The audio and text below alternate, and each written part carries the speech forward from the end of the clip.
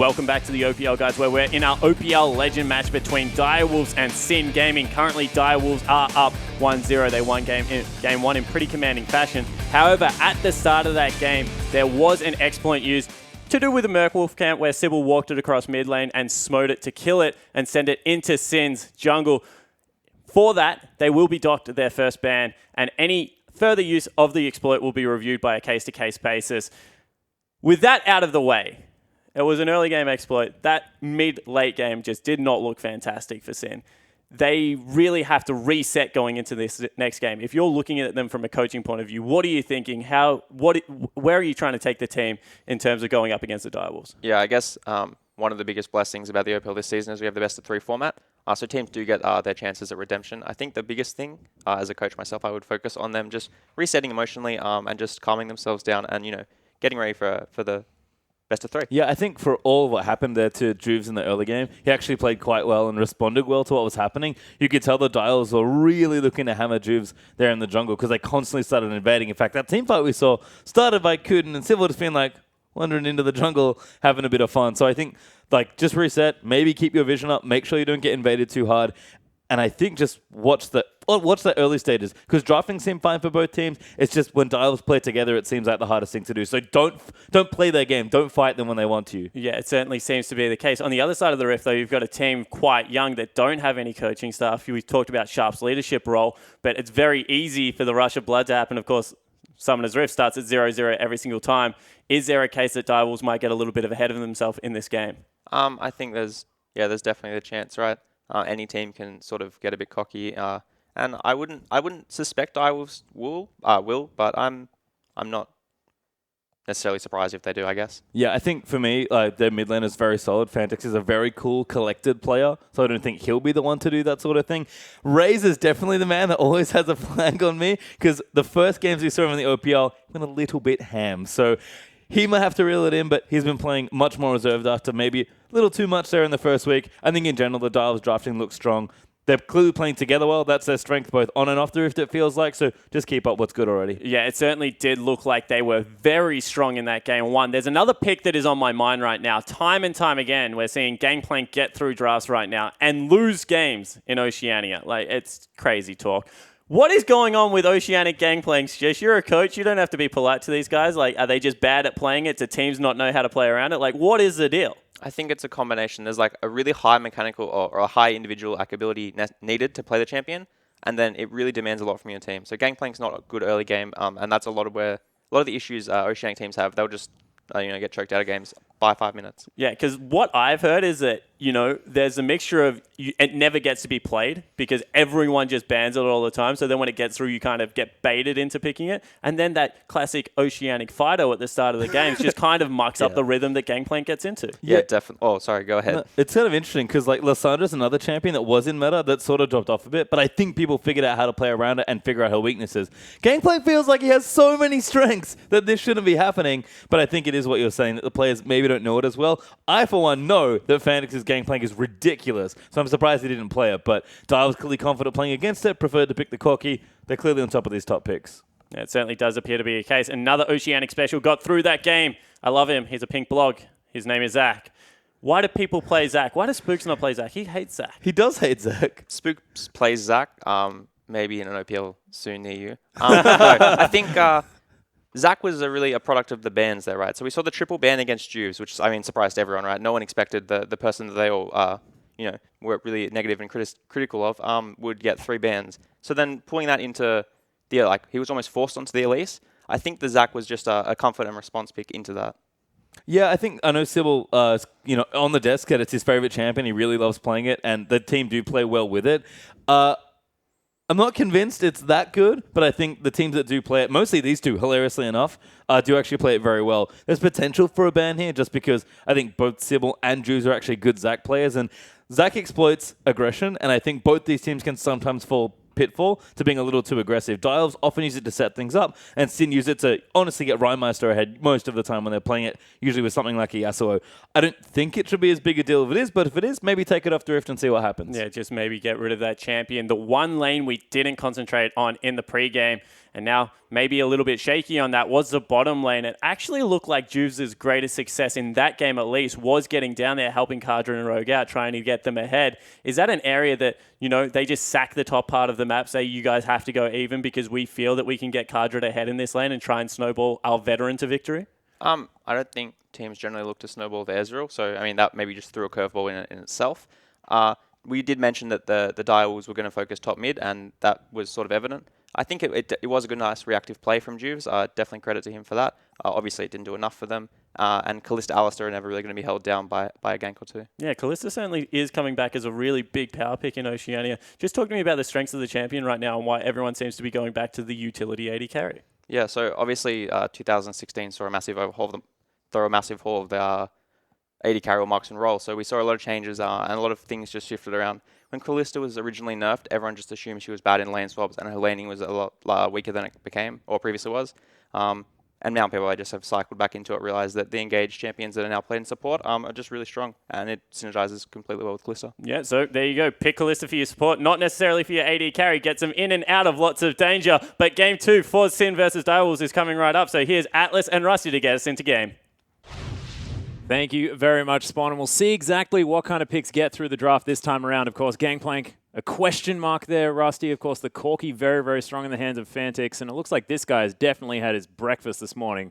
I don't know what he had, but I want some. He had a lot of wheat bix, I believe. Atlas, of course. Like showing 16 up. wheat bix or something. Lots. Showed up in game 1, was massive, didn't even die. And most importantly, he was on Corki. And this is something that didn't get noticed in the banning phase of the last draft because they were focusing Juves from the Direwolves. Yeah. Sin themselves should be banning away that Corki based off that last game performance. It's the kind of champion you just don't want to give to Direwolves anyway, because they can flex it between 2 roles. We know that Raze can play it. We know that Fantix is a monster on it. So just get rid of it. Yeah.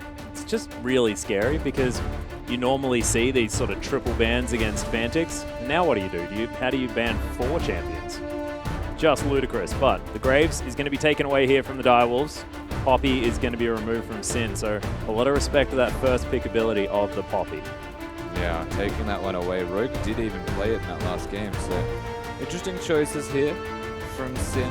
Do they even look at the Zac ban, or do they pick it in their second, or sorry, Sin's first rotation is something else that needs to be noted, and something that Direwolves will most likely look towards in this particular phase. If Corki is available, they might just go that. If it's not, pick the Alistar away. Get rid of part of the Sin wombo that they love to do. Yeah, and the beauty of this Corki as well, they first pick it, and they've still got all the flexibility. They're able to flex that one. We saw Raze playing it earlier on, exactly like you said. So no worries there. Sin, now their shot to ban, of course. One ban missing on the side of Direwolves, and it is going to be Lulu taken away, and Direwolves now see whether it is going to be the Rek'Sai one more time, whether it is going to be the full Juves ban list, or whether they have something else in mind. Yeah. I would hazard that it's not going to be the Gangplank. They dispatched with that one quite easily last time around. Absolutely no need to ban the Gangplank whatsoever. They've already proven that they can beat it and that they can play it themselves if it comes down to it. So more options for Direwolves than that of Sin, especially around this Gangplank. Alistar actually going to be taken away. So Direwolves not going to first pick that one up or anything like that. Just going to take it off the Rift entirely, and Sin, their final ban for this ban phase, come down now as well, and we'll see whether it is going to be something that they're suspecting as a first pick, and just get rid of either the Twisted Fate or the Corki. Because I don't look, Fantix is ridiculous at Twisted Fate. It's one of those things that you just don't risk it. You're leaving open the Corki. Yeah. Or just ban the ban the Gangplank, and we'll throw the gauntlet and say we'll take either the Twisted Fate or the Corki. Haha. But I don't know whether Rymeister plays the Twisted Fate to exactly Fantix's level. Whether they'll just get both of them because Corki can be flexed. I'm really scared, Rusty. I'm scared. Why would Direwolves not first rotation it, though? I don't know. Look, I don't know. I just don't. The Gangplank confuses me as far as the ban is concerned. Yeah, no, absolutely. It confuses me a bit as well. You have to keep in mind Direwolves are capable of playing it, but they do leave open that. So, surprise, surprise. I mean, it's a decision actively made by Sin with absolute knowledge the Corki was going to be picked. They don't have the Alistar for themselves. What they do have is potentially the Zac, if they were to go for that. But there are so many jungle options available. And it was even mentioned on the desk by Jish that, why would you pick it if there are other jungle options? It's only forced into it. Yeah. It's true. Well, Elise and Zach both still available, so both of these junglers going to get sort of their high preference of jungle pick, but the Zach has been very, very strong. That being said, Sin are going to lock away the bottom lane here in the Kalista and the Thresh, so taking the Kalista away from Raze, I do like it. The fact that Kalista was such a high priority yesterday as well really shows that there's a lot being put into this champion. We'll see whether Sin are going to be able to play it with as much prowess as the Direwolves were able to. Also takes away their last comp as well. I mean, you got to take away something. Sort of. I feel like Sin would preference the Kalista above most other AD carries for the exact reasons mentioned on the desk earlier once again. You can throw your support in there, give him engage tools, and of course being able to throw him in. It's also a knock-up if they were to choose potentially Yasuo in that middle lane. And now they are on Red's side, they get the last pick, so they do have the option. Yeah.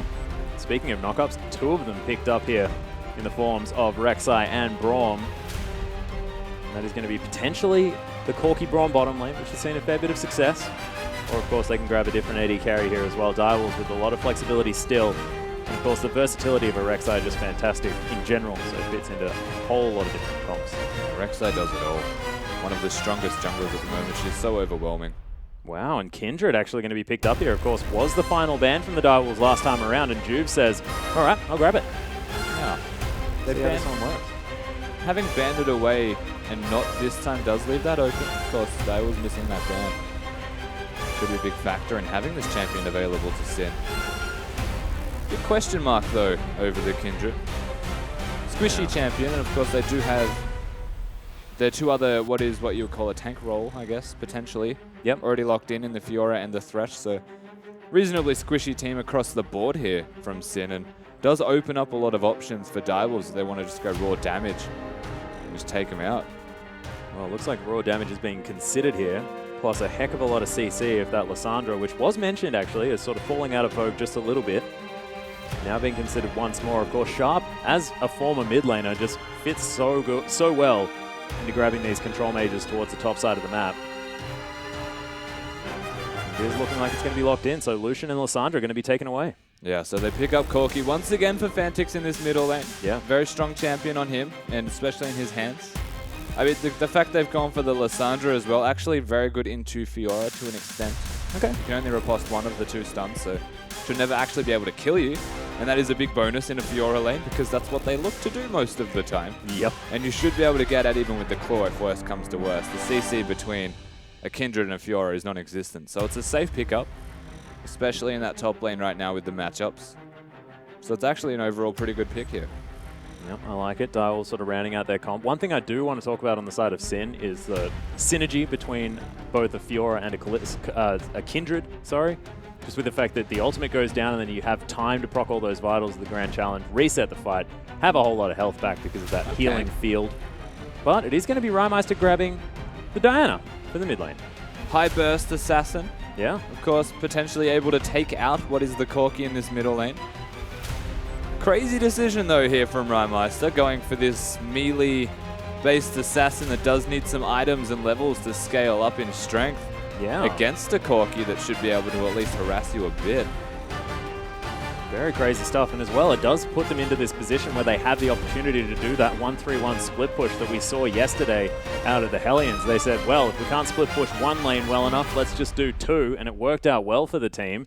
We'll see whether Sin is going to be able to take a similar stance here, but Direwolves looking very similar to last time around, but you just replace the Lissandra, the Quinn, sorry, with the Lissandra. Yeah. This Direwolves team just more than happy to say, look, if it ain't broke, let's just not fix it. Yeah, still some room potential from Direwolves here. Their damage is always going to be through the roof, and they do have the same 2 frontline members as we expected in that last game to be here again. So all around, the Direwolves team composition, ultimately the exact same, just with varying champions. I mean, on the other side, though, Sin, they're the big question mark. They've got a Kindred in the jungle. We saw it yesterday from Spooks on the Chiefs. Didn't really work for them. No, it didn't quite work out there in game number 2. But we want you to hop over to Twitter. Use that hashtag DWWin. If you think they are going to be able to take the 2-0 victory and prove our analysts right. Or use that hashtag SinWin if you want to prove them wrong. And you want Sin to be able to take it to a game number 3 where they can challenge for that legend title. Of course, always remember the hashtag IamOPL for where all of the interaction does occur, and you can actually show everybody if you want Sin or Direwolves to in fact win this game. And Direwolves after that first win. I think they have a lot of momentum as we're now super zoomed. Oh, thank you so much. It's like we're in an aeroplane above the rift, ladies and gentlemen. Let's just leave it like this. It's like a gigantic mini-map for everyone to see. It's going to be hard to cast because you're not going to be able to see individual spells, but at least you'll be able to see everything that's going on. All right, don't worry about it. We're just going to go back into zoom mode. It's Fantix and Cardred going to eye each other off here, and once again, it's the defensive fan. Yeah, they chill out, just secure neutral vision, ensure that there's no invades actually happening from each respective team. They're not really going to be able to do anything anyways. They are both fanned. Yeah. And just like, you know, reasonably late timed wards, around a minute, somewhere between 40 seconds and a minute. Most of the wards get placed to see if there is any type of crazy activity going on. Oh, one thing I want to talk about is Chippy's here in the top lane. He's now on the Fiora, and we've known Chippy's as an Aurelia player. And if any champion feels a little bit like Aurelia, it's kind of Fiora.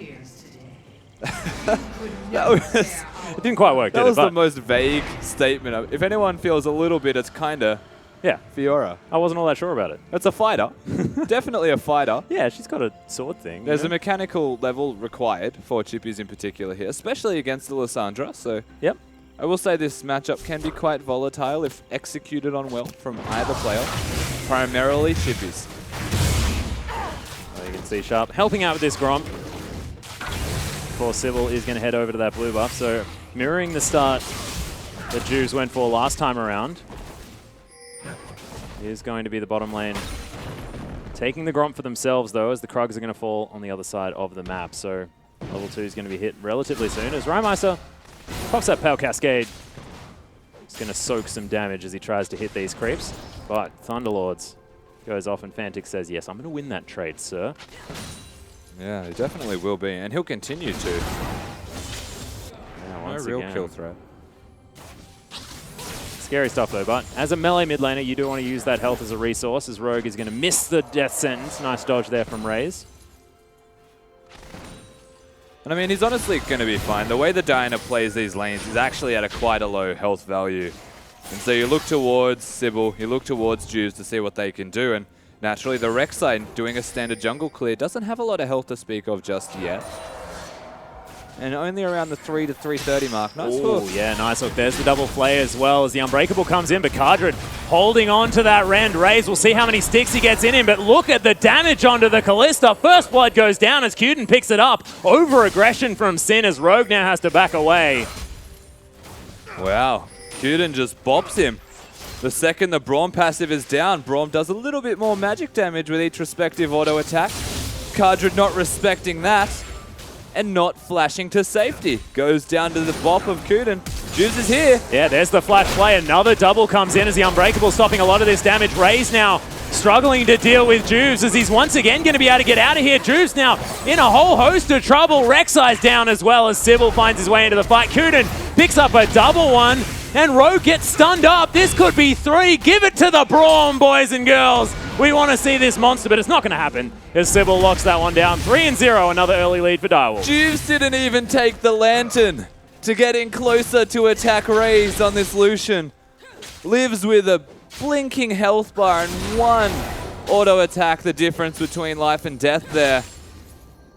Slight misplays from Sin across the board. Try as Rogue might to set them up for success. They spit it in his face. Look at Juice. He's got Unbreakable up. Take the lantern. It hurts. It breaks my heart. Juice thinks he's dead. He's not. Cuden with the double door slap, though. Getting the double kill. Yeah, sick. Pretty door slaps, impressive. man. I wanted him to get the triple. He had the red buff. Yeah. Sybil taking him out one away. You can see Fantix well and truly ahead here in this lane. Something that we were expecting in this matchup. That is something you generally expect from Fantix in general, regardless of champion. Rymeister just doing the best that he can to push out these minions. Chippy's actually having a hard time in the top lane as well. Yeah, so the middle lane is as expected. Picking that Diana, you kind of do sack your early laning phase till about 6, where you have some kill pressure. This, on the other hand, is not a massive surprise either. Just maybe the extent of the surprise is worth noting. Yep. Chippy's yet to recall, though, so that's the major factor here. Yeah, uses the report. Whoa, Probably okay. should recall. Sharp, if he had enough mana for the claw there, probably could have just killed Chippies, but Yeah. not going to do it just yet. Could have at least got a flash. Rymeister does have the passive, but no level 6 just yet. And man, we're looking at this Sin mid laner to try and get this game working in a different direction. Now on the Diana, wants to hit that level 6 for the monstrous spike that he will be able to get. See whether he can put the pressure on Fantix. Oh, Yeah.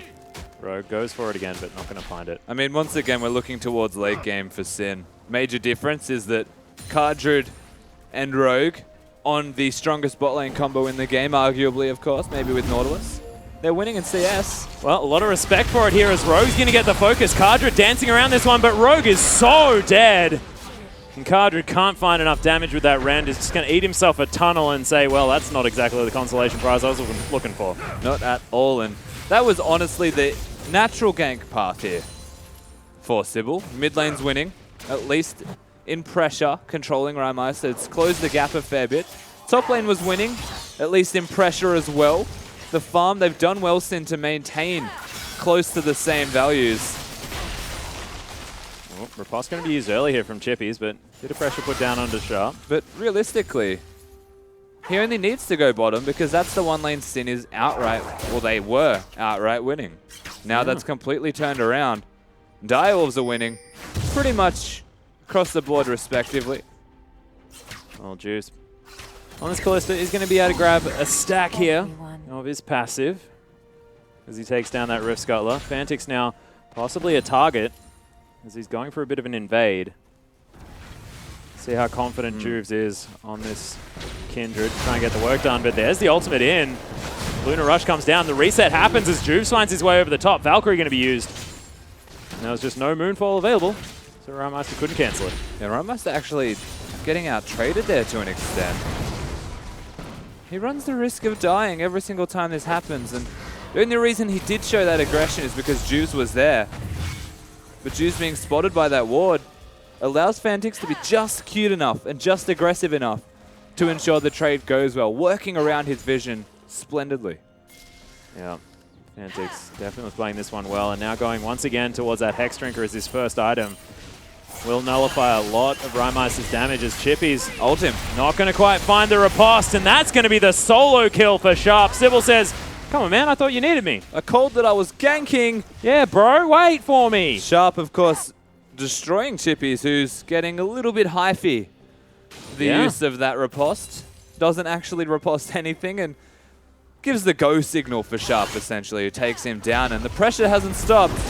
Oh, Juves, he gets flash on Burrowed here as Sybil's tanking up the turret. He's slowed down, though, as Juves trying to do what he can, but the turret just out of range for the last auto attack, and Sybil is going to make it back to base after that pesky minion stops shooting him. And as if insult to injury, Dai will stamp their feet one more time. Sin not having an answer, and Juice honestly not having an answer at all to what Sybil's doing. So pressure in the top lane, pressure in the middle lane, and ganks against your team in the bottom lane. Still unable to help his team on this Kindred. Honestly, it needed to be something with crowd control. Pick the Rek'Sai yourself, pick the Elise. Pick Hell, the Zac. be the Zac. Doesn't matter, just you need to be a champion that can impact the rest of your lanes. This was even said in the intro video. Rymeister said it. We don't need a carry jungler. We need a supportive utility one. Kindred has Lamb's Respite, sure. Isn't going to set the team up, though, to win a team fight, only to keep them alive in it. And it certainly won't set them up in the early stages of the game as well. Juve's only just hitting the level 6 now, and it's already 0-6 in Direwolf's favor. So Sin, an uphill battle here in game number 2. So Direwolves really looking to lay claim to the top spot here in the OPL. Of course, still will be a victory behind Legacy if they pick this one up. Legacy, of course, not dropping a map so far in their OPL experience. We haven't had the Chiefs Legacy match just yet. No, not yet. We haven't had that test. Direwolves Legacy will be a very exciting one. Sin when are we still see scaling, though. It's a good point. You have to kind of just slow the pace of the game down if you were this Sin roster. Hard to do, though. Yep, we're going to come in. Yep, one more time. Chippies Not with the riposte at the right time. Does make it out. Lamster Spike goes down as Chippies is going to be back, but Rymeister teleports up here. Sharp doesn't have the ultimate, of course. Lunar Rush comes in and gets the passive proc as well. That's big. Rymeister, that's huge. Rymeister, exactly what the team needed. Running that teleport in the middle lane. Not looking to win his lane, as we said, of course. Fantix putting down constant pressure, trying to keep him at bay, but he finds his way in. And just like that, does get a kill on the board for his team. And Rymeister, of all people, he's the man you want that kill on. Oh, yeah. Let's see whether he can translate it now as Lunar rushes towards the minions, but takes a whole bunch of his health bar for it. He's going to head back to base now. Yeah, we'll see whether he can afford the Abyssal Scepter or whether it's just going to be Null Magic Mantle as Chippies once more having a whole lot of trouble. He just tends to use the riposte at that stage, as one more auto attack might do it. No, as Sharp's able to get over the top. He's going to die to the turret. Is he? One more? No, it's not going to be enough. Decides not to go back underneath as well, which is probably a good idea. And Direwolves denied one of those kills, but are going to be able to pick up a dragon. And of course, that was the teleport from Sharp. Direwolves do well to be able to secure the dragon at the exact same time. Chippies are unable to join his team, and Sin not actually in place to deal with that whatsoever. I do just quietly like the itemization choice here from Rymeister. You'd be surprised how optimal the magic resistance is into a Corki, and if you decide to start splitting against a Lissandra. And based off how the top lane matchup's going at the moment, maybe that direction, the 1-3-1. It's also just a fantastic Diana item in general. You do very much enjoy having a lot of that magic penetration. Well, yeah, I mean, like, people just look at his build right now and they're like, oh look, magic resistance, it's an AD mid laner, but 65% magic damage, so yeah, actually surprisingly efficient. Well, Fantix going to pick up some farm here on the bottom side. It was getting shoved in by Sin, but they're not going to get too much damage there as Cuden makes his way around, but he's going to walk over some wards. Chippy's just going to lunge his way into the Winter's Bite. And these two in the bottom lane. I'm just looking at the minimap right now. He's playing with fire. Fantix. Oh, yeah. Rymeister's trying to bring that fire to him. Yeah, does have to extend a fair way here as well. Does Rymeister. Of course, no outer turret there on the bottom side, and Direwolves just doing the rotations, picking up the towers where they can. Cardred saving the outer in the mid lane. Juice trying to pick up his Raptors, but it's getting difficult now as Sybil's going to be able to just smite that one away. Death Sentence goes down onto Cuden, who gets played back. Can't actually stand beside his jungler as Chippy's now once more going to get ulted in the top lane. Raze picks up that kill. Direwolves show they have absolute control of this top side of the map. Look at the wards they're starting to place in this jungle. And Raze makes his way up to help Sharp as if Sharp needed it. Yeah. And Chippy's now 0-2-1. Behind about 20 CS. Not in the most comfortable position, nor is Juves. We're looking towards Rymeister. We're looking towards Cardred now. See what they can do in any mid-game skirmishes, because at 13 minutes, it feels like we're at about 25 minutes. That's how open Direwolves are making this map. Exactly. 6,000 gold, the lead already here as well. How many turrets have they got? They've got 2. It's not quite 15 minutes yet. They need 3. If Rippy's going to be correct. Of course, both games. I think they're also ahead of the gold expectation. Yeah, the gold expectation, that one's been eclipsed. We've achieved that one. Let's move on to the next. As Sharp is going to help out as they take down Harold. It's going to reset if they do. Oh dear. Stop changing aggro. That's the only reason he loses patience, the Rift Herald. Well, Fantix wants a blue buff. He's going to be able to pick that one up. Almost has his Trinity Force now. Right. Not a whole lot of gold, so not going to be grabbing that until 1,600 is achieved.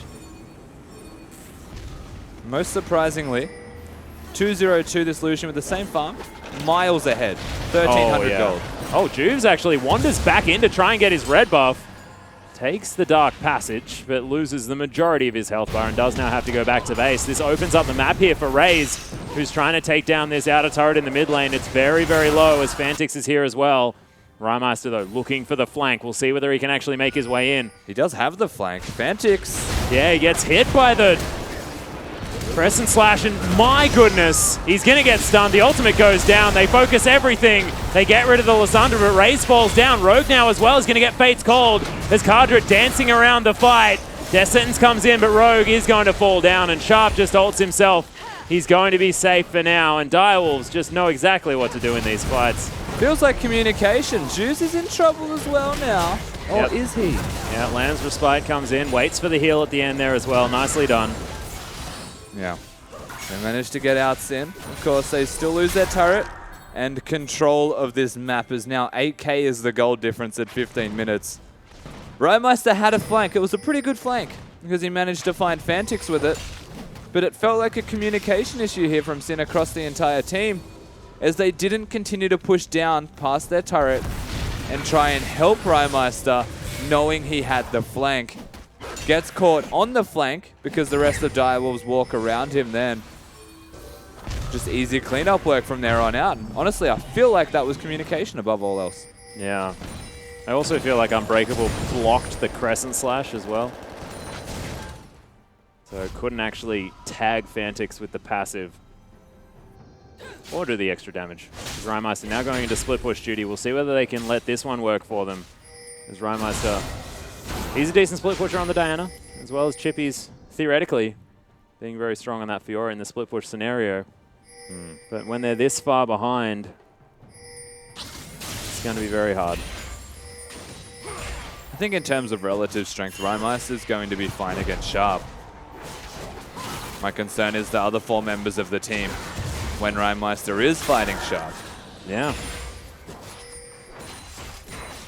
Well, you can see Cardred able to clear out this mid lane. Doesn't have his Renan's Hurricane just yet, as that is going to be the next cab off the rank as far as build is concerned. Juve's even 2 levels behind at the moment on Sybil. His jungle opposition, actually the same level as Kuden, the lowest member on Direwolves as support. Yeah. Rogue managing to be even lower than that. Just control across this entire map, the ability to soak experience. You have to be able to stay in lanes and get farm. Not happening here. Most certainly isn't, but Sharp is going to ult Rymeister underneath the turret, but Lunar Rush was reset. He'll be able to pick up the kill, and that's the dive. Yep. That's the relative strength of the Diana up against Sharp, who has Morello's working towards Zonias, but Fantix is here. Good luck. Yeah, Phosphorus, while I'm not going to find him, does have the Pale Cascade, but Fantix has auto attacks. Yeah. And that's going to be able to deal with it. Rymeister not having his ultimate just up yet. He was kind of duking around trying to find it, but didn't get it. Direwolves once again showing off. Yeah, taking this Dragon here as well at 18 minutes. There's Dragon number 2. Doesn't mean a whole lot. Just denying like Dragon number 1. the fact that they're freely walking to the Dragon, knowing that one of them's dead and the other one's top.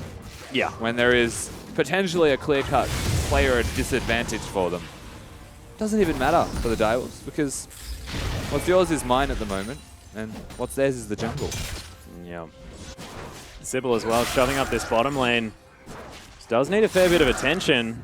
The ultimate's available there from Sybil as well, so he can get out relatively quickly if he needs to, or at least reposition. Raze now going to help out with some extra damage against this inner turret. Dark Passage going to deliver Cardred as Death Sentence lands onto Kuden. They actually take a heck of a lot of damage here as Moonfall goes down. Juve's able to come in as well and help out as the shutdown goes over to Cardred. Much needed gold for the Callista. Good hook from Rogue. Managing to find that whatsoever. Smart work here. Knowing that, again, the numbers disadvantage we mentioned was still well and truly in place. Yeah. And just overstayed their welcome.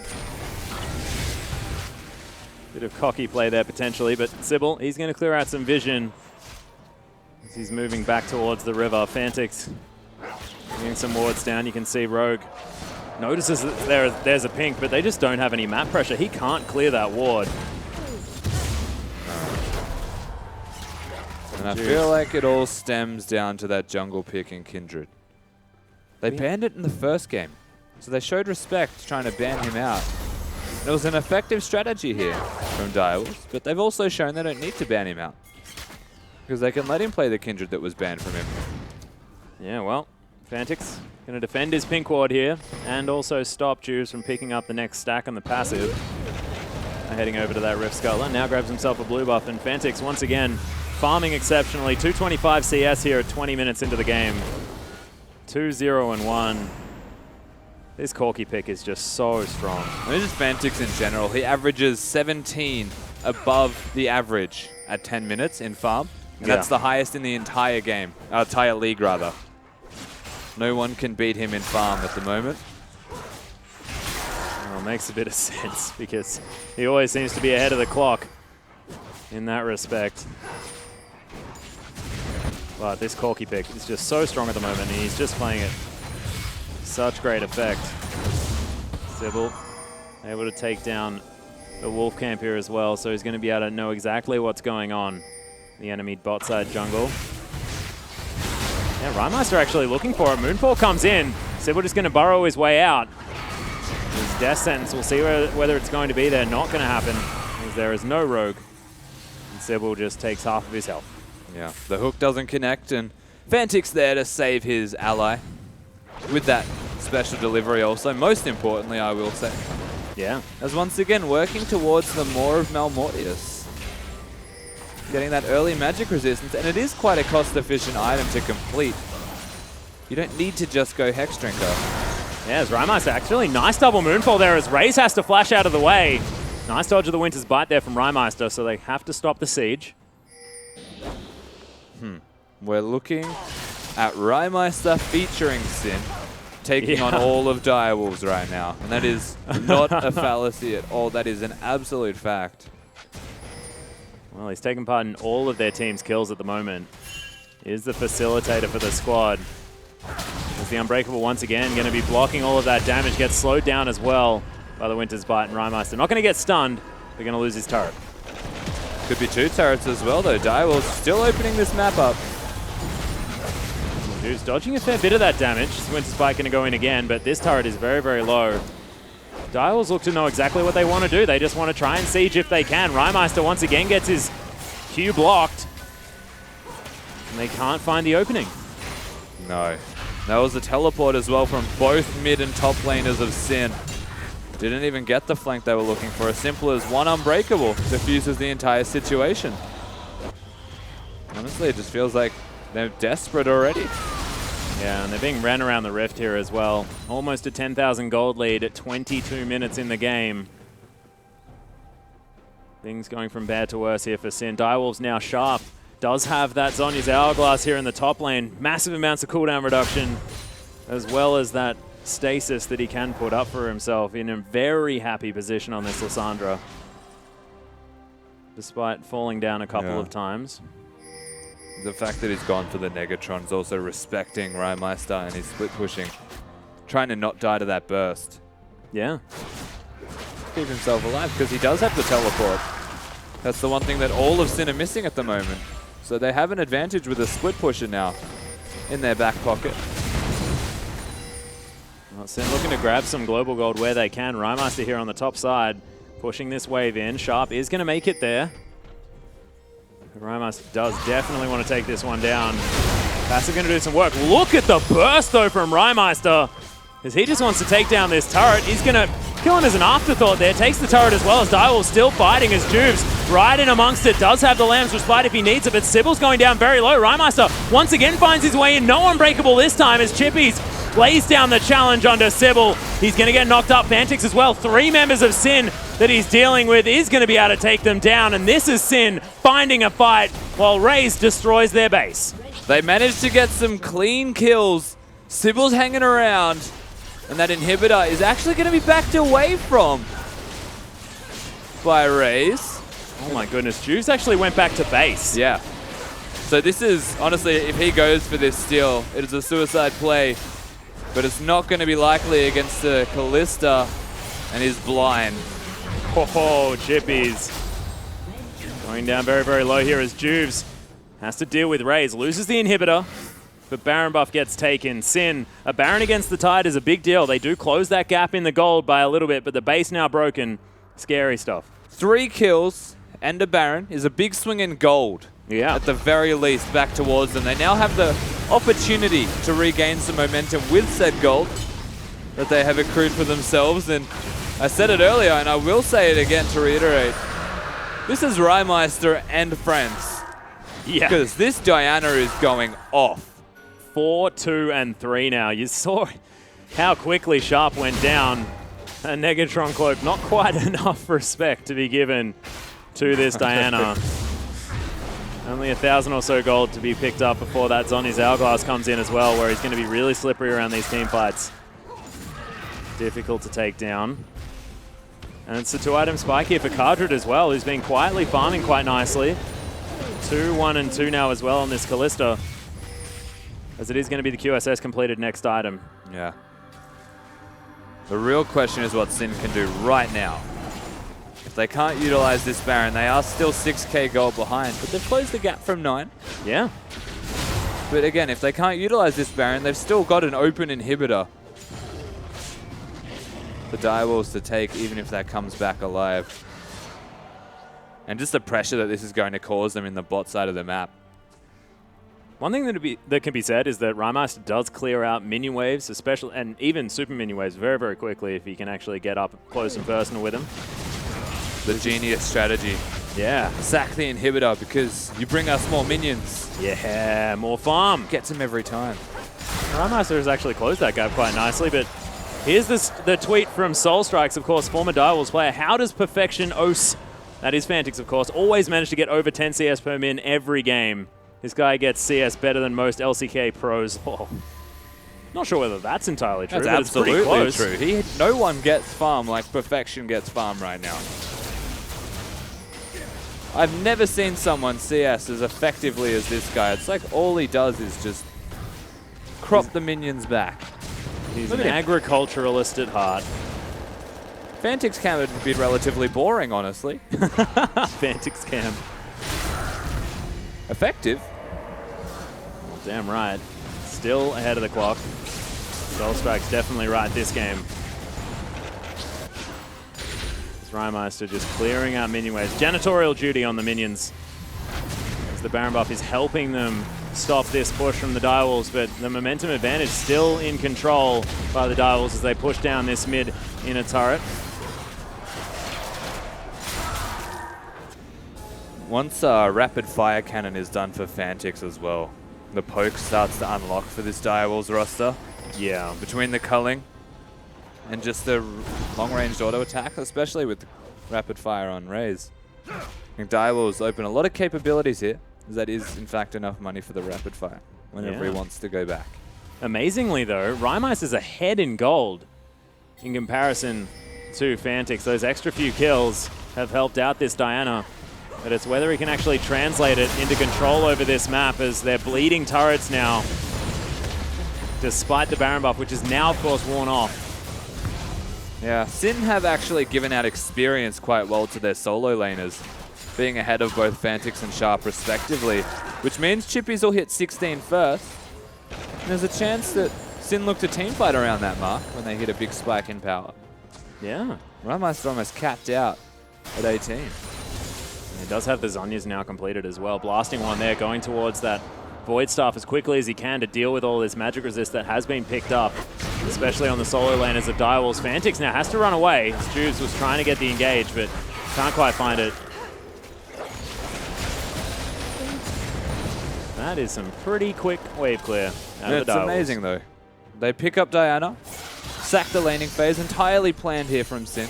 Yep. But Rymeister can go to the side lanes and solo kill Sharp over and over. And it forces Direwolves to slow the pace of this game down. Almost to the point that Sin feel like, even though they're still so far behind in gold, they can teamfight. I'm not going to say it's ever felt like Sin can win this game. No. But what it feels like is the Direwolves can't win this game yet, which is a big step in the right direction. Yeah, they most certainly can't brute force the game. That is true. So we'll see whether Sin can actually make some moves to try and get themselves in here. Sybil, oh, I think our Rogue was expecting a sideways juke there. Expecting a juke. Just nothing. Juves is going to slow Sybil down, but he's going to be absolutely fine. Teleport comes in towards the bottom side, though. Direwolves now getting corralled here into the jungle. Rogue going to get the play back, and Sharp right in the back line, just going to ult himself. The Zhonya's is down. Rymeister may get stunned, but the ultimate comes in from Chippies. Sin is turning it around as Fantix. He's going to explode. Sybil, the last man standing. Sin, no one dead. How did they do that? Sin get the team fight that they have absolutely been working towards for the past 5 minutes. And that was on the back of Direwolves looking to engage and capitalizing on that aggression. Rymeister is ridiculous on this Diana right now. He is absolutely going insane. Putting the entire team on his back at the moment. Kadra doing his part also. And Sin, watch this gold lead crumble with the standing gold for them available to be taken. Yeah, only 5,000 gold to lead right now. This turret's going to fall, making it about 4. And Sin, they found their window to claw their way back into this game, but let's see this fight again. Yeah, Kuden getting hooked and Rogue being the ones that are taking damage doesn't signal great things. Sharp gets destroyed, and the fact that Fiora gets that passive ult keeps everyone healthy enough to ensure they can push forward and do work. And honestly, that was just brute forcing a team fight and having more damage than Direwolves could offer. Yeah. So 4,000 gold is exactly the lead, but 4 dragons now to none in favor of Direwolves as they pick that one up. You can see Connor has tweeted in saying, "I'm very okay with the direction this game is going. It'll be a big and pleasant surprise if Sin turn it around." Well, exactly what did just happen in the last team fight. Still a ways to go, but looks good for this stage of the game for Sin. You have to remember the difference in gold is 4K. The difference in turrets is 4. So Sin can get map control back and start to close that gap just from standing gold available to them. If they're winning team fights without that standing gold, then it's only praises from here on out for this Sin roster. Looking to get themselves back in this game. Still at a deficit though. And there's a chance Direwolves turn it all back around from here. Oh, they're going to have to. Going to have to be a little bit more careful as Sybil looking to try and find an engage. Blade of the Room King comes in, slowed down is the Rek'Sai. But not by much. Swifty Boots helping out there just a little bit. Now has himself some magic resist at the same time, which is very handy for this tank who needs to be dealing with this Diana. Chippies now split pushing towards the bottom side. Teleport in hand. And it is going to be Sharp trying to answer it, and we'll see whether he can. Yeah, Sharp going down, does have his teleport. And Direwolves immediately postured aggressively towards that Baron. We're going to brute force Sin away, and maybe even threaten it, at least control it with vision. This is the point where Direwolves actually want to just slow it down themselves and look for a pick. But preferably without Rymeister there. Yeah, please. He's going to be pretty close to that death cap, you would imagine, after that last fight. Yeah, not opting towards the Void Staff. Does want to go for that death cap with that needlessly large rod now picked up. And it makes sense to me. Well, I mean, more damage. Bigger shield. We saw how much damage he did against the Negatron, Lysandra. I don't think that magic resistance matters too much for him just yet. It certainly doesn't. He's more than happy to go in against it as well. That ain't the problem. He's clearing out these minion waves very quickly. Fantix with the package. Clearing out this wave. Well, there's another tweet as well, in from Cookie. Rymeister is detonating everyone like bomb. Thanks, Cookie. Of course, from Hellions there. Indirect shout out to his own mid laner bomb, I think. Perfect. Absolutely what Rymeister's doing, though. Definitely showed He's not wrong. Picked it from 10 minutes in this game. You need to keep your eye on this Diana. Win or lose in the game from here on out. Rymeister, he's had a lot of unique picks here in the OPL. Picking up the Ziggs in his first game, setting a precedent. No, well, that was just a mistake. Well, yeah. And the Cassiopeia was not exactly the best either, but now the Diana It feels more Rymeister. It does. Though, the Diana. When I think of Rymeister, I think of Yasuo. Something to be in your face. Damn right. And Diana's all up in there. Well, Direwolves have started off this Baron. There is a ward in the back of the pit now as Sin know exactly what's going on, but it's going down so fast. Teleport coming in, but maybe a little bit late. That's going to be taken. Rogue flashes forward. Kuden going to take the Hawk as Sharp finds his way right in there. Rymeister going to get locked down with the ultimate, but uses the Zhonya's. He just doesn't take enough damage. Chippy once again gets the ultimate down as Rymeister. So much damage. It's a double kill for Cardred, who was skipping around the team fight, and Sin They know how to do battle in this late game. The rest of Sin show up. Rymeister not even having a part in that last fight until the very, very last moments. Focus from Direwolves not in place. They look for Rymeister when he's not there to do damage. Sharp using the flash and ultimate on his face is not going to keep you alive from the rest of this Sin lineup, as now 2 team fights in a row, and even with a 4K gold deficit, they're working on the Direwolves inhibitor. Yeah, and Rymeister's just running so fast towards this one as well. Wants to find Fantix. You can see he's got a big target on his head. Juve still has the ultimate there as well if they need to disengage.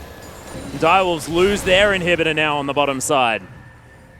And we have ourselves a game and a half right Damn now. right we do, Rusty. Ridiculous comeback. I don't know how they managed to pull this one off. And again, this is a hook on Nakuden. So the support's going at it. Sharp goes in. Exhaust on Rymeister. Lissandra ult on Rymeister. He just uses his own Zonias, turns it back around and destroys them. But you have to give credit to the rest of Sin in that fight. Putting in work. Chippies is being uncontested in these fights. They're letting him get his ultimate off and actually proc the passive to heal his team. They're leaving Kadra to his own devices on now a 5-1 and 5 Kalista because they have to focus Diana. Yeah. That's what I love about this build from Chippies as well, is he said, well, I'll build a Sterix Gage for a bit of defense, but no one's focusing me. All they care about is Rymeister, so I'm going to build a Mora Malmortius. Let's just kill everyone. Well, here's a 0-2-7. Yeah, Juice is caught. Yeah, he's going to get ulted up here and gets destroyed. Direwolves may have actually found a fight that they like as Rymeister's got stunned. Fantastic use of the Dark Passage comes in as Rogue is going to soak a lot of that damage. Fate's Call comes down though, and Kardred saves his support. They lose only Juves in what looked like it could have gone much worse. It definitely could have gone worse. Direwolves, they could even look towards that bottom lane, but they don't just straight go for the inhibitor. Instead, you have to remember they've got 4 dragons. And they're slowing the pace of this game down. Seemingly, we don't even have a timer for it saying it's up yet. Yeah, I was very confused. I was like, where is it? Hang on. But wait. It is up. This is Dragon 5 for Direwolves, and it's going to be free.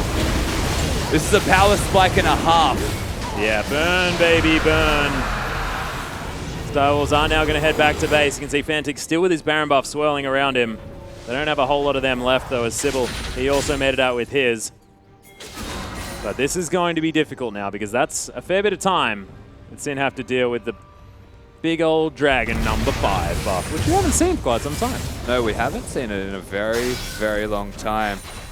Sin need to respect the dragon power. And Direwolves should just look towards this bottom inhibitor. It means you get to push out the inhibited wave that's gone against you. Or they could just look to straight team fight, even if it works around a turret. This is the concern. That he knows there's no core available right now. If Sharp continues.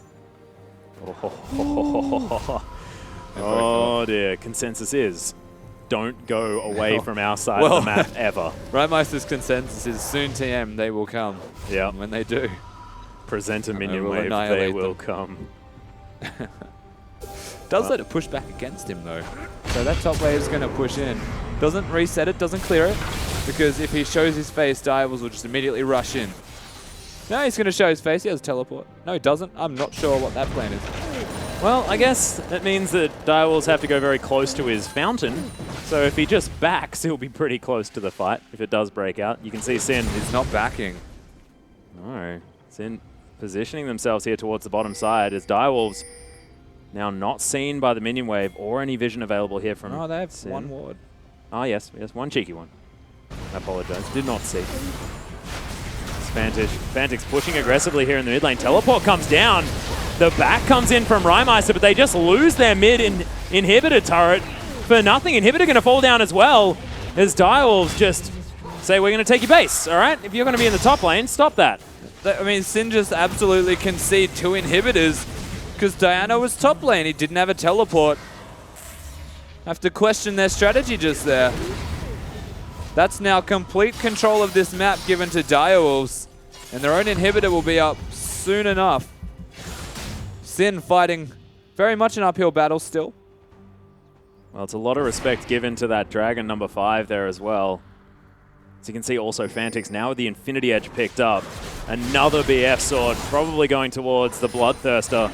as his final one. Defensive items? What defensive items? More Mal Mortius, that's enough. Yeah. Everyone building pretty much damage across the board. Not many tanks to speak of, especially from Sin. Yeah. But that's why Rogue's item build reflects that. Yeah, managing to grab as much facilitation as he can in that Lock of the Iron Solari and the Mikhail's Crucible. You can see Rymeister still wanting to stick with damage as well, not wanting the Void stuff. Looks like a Luden's Echo might be the next option for him, as he has that needlessly large rod. Could, of course, be also the Riley's Crystal Scepter if he wants some extra health. And that's what I was hoping he would go towards, but not even sure he'll make it to that item stage if these fights continue. It feels like the next fight can win Direwolves the game, or potentially even Sin. Those death timers, man. Exactly. They're long. Only 6,000 gold in this one. And by 40 minutes into the game, when the gold tallies are getting this high, it's becoming less and less relevant. You can see 5 items now for Sybil, the jungler. Top laner in Sharp. Only 1 more needed. Rest in peace, timers. Yeah, I don't even know. I think Baron might be coming Well, up. that's what yeah, because look at the vision the Direwolves have got right now. It's entirely around the Baron area, at least around the top lane, where their last remaining inhibitor for Sin stands. See the wave shoving in there as well. He'll be snaking around. There he is. Baron going to come in. Direwolves just wait patiently for it. Teleport comes down from Rymeister, though. They're going for the last-ditch effort. Wards go in, and Direwolves intelligently pull away. The onus is not on them to start anything right now with these 2 inhibitors down. Chippy still has teleport, so they are going to force 1 recall on this Fiora. And they can play the slow game here, Direwolves. They will see Chippies in a second and start it up, though. If they can force the second teleport, could be game over for Sin. That is going down so quick. Melting. Sybil comes over the top. He's going to be able to smite that one down. And that felt like it was a blue buff. That was ridiculous. Baron decimated now as Direwolves turn their attention towards the top side, the last remaining inhibitor of the Sin base. It's a worrying turn of events here, the last couple of team fights for the Direwolves, but since then, it's the map play, it's the control around the rift. Turret's going to go. Oh, Jubes, you're in so much trouble. Loses half of his health bar. Sterix has popped. And Cardra now trying to clear out the minion wave. Bray's actually taking a lot of damage here as Rogue is going to be able to pull him back. Massive Moonfall comes in as Sharp ults himself in this fight. Chippies may actually get destroyed as Fantix has turned this one around. Fate's Call comes in. There's the Lamb's Respite as they're able to at least mitigate some of this damage, but it's not enough. Fantix grabs the double. He's got no health, but it doesn't seem to matter for the guy as he's Valkyrieing forward. Direwolves pick out the last remaining turret around this inhibitor, and I don't know how they juggled that aggro, but they did. And they'll follow super creeps into this base unless Rymeister and Cardru can have anything to say about it. The minions are about to win this game for the Direwolves. They can just watch it happen. It's just easy stuff to close it out. There's Rymeister. Oh, baited by the Zhonya's there as well. Moonfall comes in, it's pretty huge, but Cardru now trying to dance around, can't get the rend in time, and Direwolves clinch the victory in game number 2. That was very clutch from the Direwolves in a situation where honestly felt like they weren't going to win that game. Sin brought it back into massive team fights. Yeah. And then hiccups continue to show. That was 10,000 gold Sin were down, so I have to give a massive hand to this team.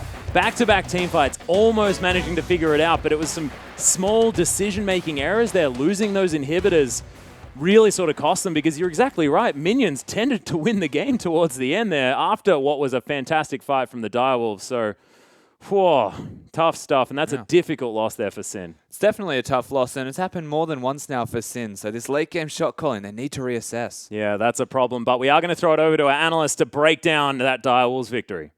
Thank you so much, Atlas and Rusty. That was an incredible series in the end. Game 1, very one-sided. Game 2, looking like it was going to go that direction. 5,000 gold, 8,000 gold lead, actually. 15 minutes into the game, there was a couple of turrets taken, not the 3. But that was a really weird mid-game from the Direwolves. Yeah, it seemed as though they didn't prepare for the Diana, and I guess that's almost fair enough. What a pocket pick pulled out of Rye, so congratulations to him. I think it really came down to how they managed the choke points in the fights and how they were layering their CC, and obviously it just went far in favor of Sin throughout the mid-game. Yeah, certainly did. And we talk about fights. There were a lot of fights in that game, Pastry Time. Yeah, we're sort of expecting it from the Dials, but Sin, I think, were able to take the fights a little bit more to them this time, and it made a pretty big difference for the squad. I guess the other thing for me is that Raze and Kuden had a good showing in the bottom lane, which is something we maybe haven't expected just yet. They've had some shining moments, but that was a really good early game. And the Raze kind of threw it all away by just like split pushing unnecessarily. That's when they first got caught out. And I felt the Dials weren't quite on the same page, but were able to bring it back together eventually in the way that they know how. Yeah, it certainly did look like there were some miscommunications, but you have to give credit to the young side. They were able to bounce back. Like the game was all tied up, Sin very much back in with it, but they slowed the pace down, turned it back into an objective game. Dragon 5, a couple of Barons, able to get themselves over the line, looking very, very good on that macro level. Yeah, they definitely sort of had like an emotional reset, and they worked out that, this isn't going our way. Let's slow down. Let's get back on our terms.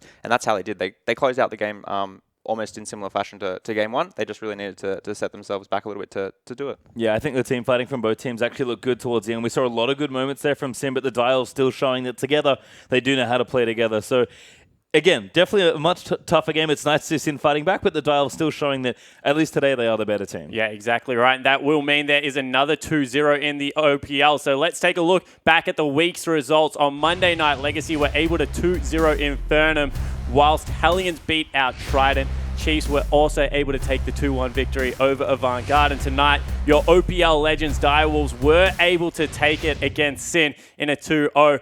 As we have a look to next week's schedule. Wait a second. Hang on. We had a competition yesterday. I believe we have some things to give away. We wanted you guys to put a bid on Spawn, and you guys delivered. So let's have a look at some of the winners. This is the start off there from Josh Fahey. Look at that glorious beard and those sunglasses. It's just wonderful. That's a word for it, yep. Well, we got the second one there. Oh, Bob Ross Spawn there with a bit of spicy beard. That's Gazzle at Gathering. You'll win a Warring Kingdoms in Italy for your happy little beard. And we've got more coming up as well, just to make it better. Our favorite there from a dirty old Brizzy. Interesting one there. Ramen Noodle Beard Spawn. Yeah. All right. Well, there are definitely 3 contestant winners. As Pastry Time said, you're going to get a copy of my favorite skin, Warring Kingdoms in Italy, but the beard isn't coming back. Next week, we do have some OPL for you. If you can bring that up on the screen, it will be Avant versus Hellions starting at 7 o'clock on Monday night. Tuesday will be Infernum versus the Chiefs and Direwolves versus Legacy. That kicks off at 6 local time before Wednesday, Sin versus Trident. Of course, Wednesday night, the second game in the doubleheader. That is the absolute massive one. It's going to be Legacy versus Direwolves. Undefeated team versus undefeated team for the OPL Legend match. Just very rare to have you here on the desk. Want to get your thoughts very quickly. Who do you think is favorite going into that one? I have to give it to Legacy. I think, honestly, they look a lot cleaner, especially after tonight, despite being 2-0. Legacy seem to have their heads really screwed on correctly, so I think we should say a good series, but I will give it to Legacy. Yeah, certainly should be a fantastic one. I think that's the first time I've ever heard a Chiefs member give anything to Legacy, so guys, stick around for that next week. But on behalf of myself, the desk, and the entire production crew, thank you so much for sticking around tonight. Thank you so much for the bids, and I'll see you next week.